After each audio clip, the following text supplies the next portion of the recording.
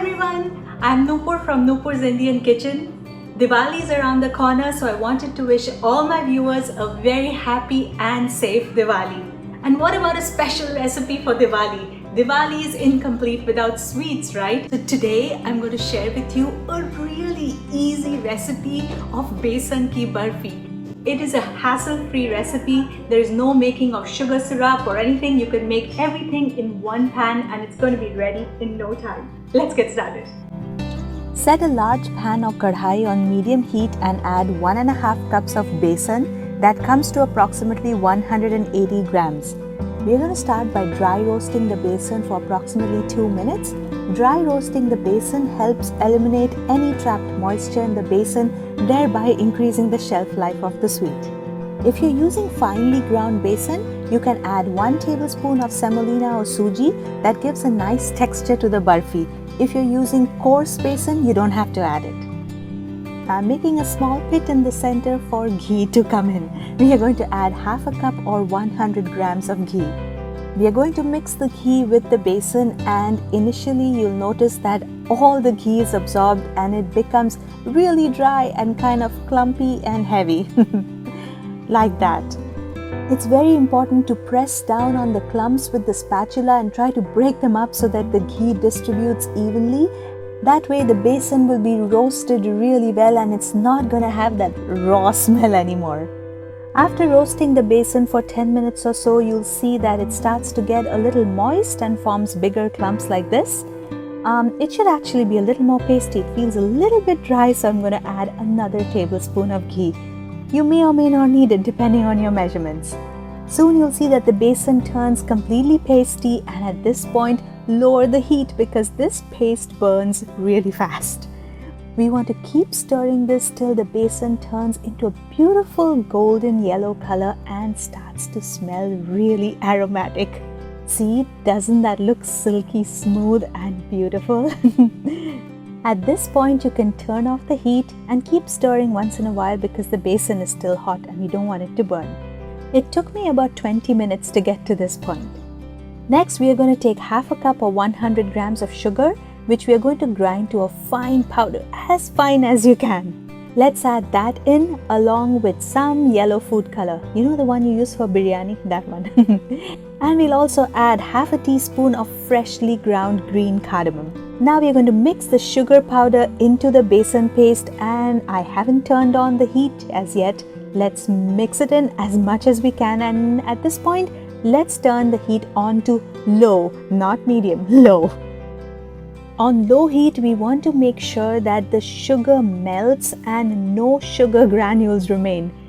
Normally, Besan Barfi is made by adding in sugar syrup separately, but we are cooking it in this easy method where we add powdered sugar, but you have to cook it low and slow so all the sugar granules melt and everything comes together to form this glossy paste. Alright, we are ready to pour this into a tray that has been greased with ghee or oil. Do this right in the beginning, the greasing of the tray, so that you don't have to stress out. And let's add in a smooth besan barfi. Can you already tell? You can already tell, right, that the texture is going to be super smooth. I can't wait to taste this. Let me straighten out the edges a little bit. And now I'm going to sprinkle some crushed pistachios. You can add cashew nuts, almonds, whatever you like. Your absolute best barfi is going to be if you let it set for 2 to 4 hours at room temperature, but if you're in a hurry, 15 to 20 minutes in the fridge should work. Mine took approximately 3 hours to set completely. Next, I'm going to dip a knife in warm water, wipe it clean, and cut using that warm knife so that the cuts are completely smooth. So much effort making the barfi, the cutting has to be good, right? As I'm cutting, I can already tell you that the texture is absolutely smooth. I don't feel any coarse particles. I'm so excited. I'm so impressed by my straight lines this time. I usually make a complete disaster when it comes to cutting sweets. It's like zigzag everywhere.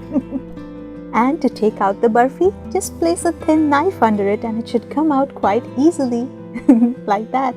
Hey, to make the perfect barfi, I'm going to tell you detailed tips at the end of the video, so keep watching. Hey, don't miss out on this. I'm telling you, the barfi is so perfect. Do you see those smooth edges? And it's not too hard, not too soft, just like how it should be. Okay, so now I'm going to share with you some tips by which your barfi is going to turn out perfect. Tip number 1. Roast the besan really well. When besan has a raw smell, it doesn't taste good and it also sticks to your teeth. So that's not going to turn out into a good barfi. So roast it low and slow till it turns aromatic. The next tip is add some semolina to the besan. It gives a very nice texture. But if you're using the coarser kind of besan, also called laddu besan, you don't have to add semolina. Next is how much ghee do you add? It's better to start off with less ghee than to start off with a lot of ghee. If you add less ghee, you can add a little more later. But if you start up with a lot of ghee, you'll see what happened to me once I did that.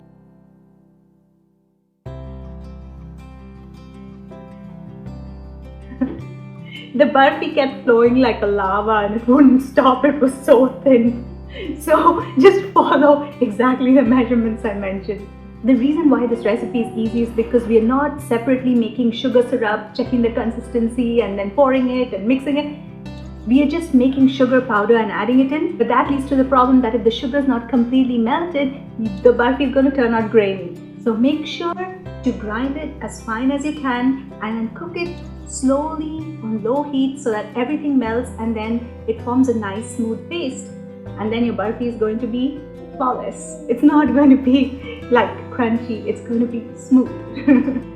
It takes a while for the barfi to solidify at room temperature. Sometimes it takes 4 to 5 hours, but patiently do it because the result is so worth it.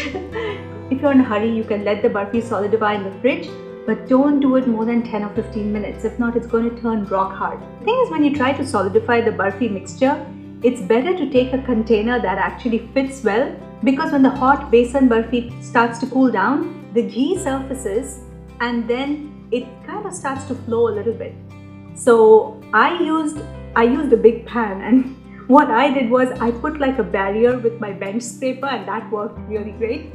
But make your life easy and use a smaller tray. Store the barfi, it's better to store it at room temperature, not in the fridge. The problem is all the ghee solidifies like a lot and it turns rock hard. It's still going to taste good, but it's not going to be the texture you're looking for. If you store it at room temperature, the barfi is going to be perfect.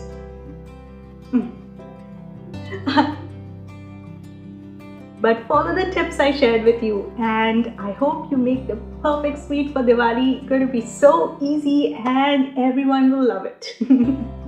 So let me wish you a happy Diwali once again. I hope you have lots of fun and stay safe.